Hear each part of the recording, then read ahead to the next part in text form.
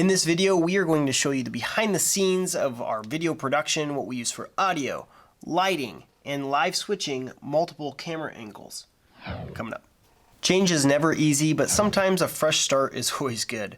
I was ready to come out of my cocoon that I made for myself for the past 6 months, and when SGLEDs reached out to me about some new color lights they were going to send me, I thought this is a perfect opportunity to show you what our studio looks like. So the key for me is to always press the record button as fast as possible. So right now I can ask Google to turn on my Wise outlet, which turns on the power strip that powers my entire studio. All I do is have to adjust some quick colors, plug in the laptop, and hit start recording. Now I will leave links down below to all the different products we're going to be talking about, except for my sweet chair, which is pretty hard to replicate at this point. The biggest change was the angle of the camera. I was ready for more of that straight on shot. I was trying to be more unique and stand out for a while by having that left angle, but it was really hard when you wanted straight lines on the wall behind you. So it was just easier to move the camera right in front of me, put the wide angle lens on there, and come a little bit farther out from the wall. The foundation of most studios is the desk setup. So this is just a simple desk you can get off of Amazon. In fact, I got a couple of them, one for the studio and one for the editing desk. Pretty straightforward, simple desk, but well built. Next for me was actually the power strip. Now why a power strip? Because I wanted plenty of outlets that I can auto turn on with my Wise plug, as I mentioned. That allows me to quickly turn on the studio and hit that record button. Next are the cameras. We have two Sony ZV-1s, one right in front of me with the wide angle lens on it, but no, it does not have a standard wide angle lens, nor does it have adjustable lenses. So this is actually a stick-on lens that I'll leave down below. It comes in super handy. But also the top-down camera. This allows me to capture those beautiful footage and B-roll and get you the right angles. They both come into the Atem Mini that we'll get to more in a bit. Now the top-down shot, all it is on a photo backdrop stand.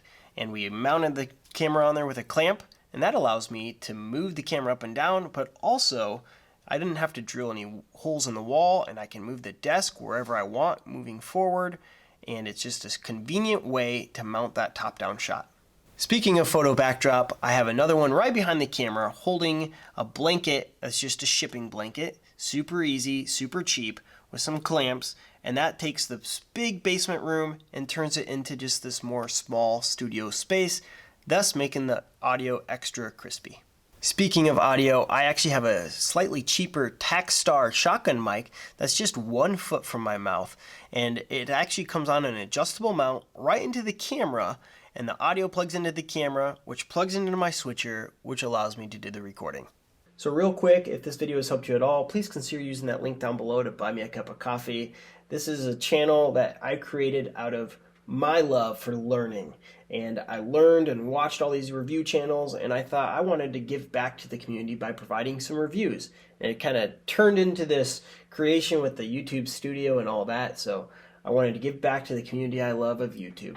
So another way you can help out is either hitting that like, subscribe, or even comment. That's totally free, but it tells YouTube, hey, this content's pretty good. So thank you.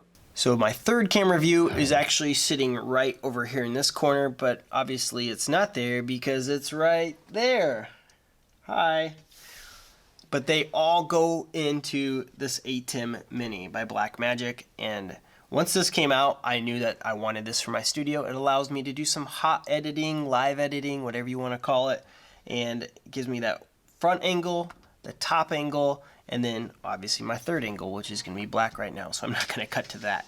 But I can have up to 4 angles that I can switch back and forth between.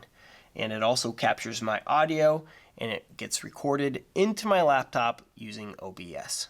If you want to know more about that setup of the Atem coming into my laptop with OBS, I actually did a video on how I did it, and the setup, and how to do it all yourself. So go check that video out.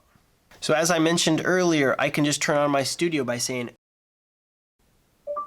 turn on studio.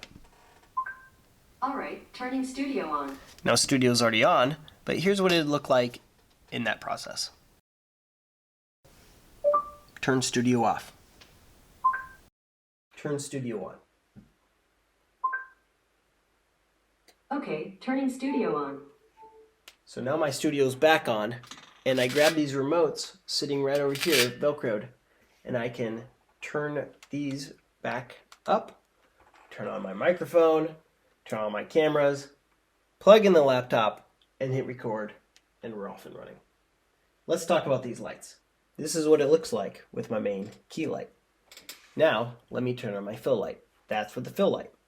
Now, I want to get popped off the back wall a little bit, so I have my hair light.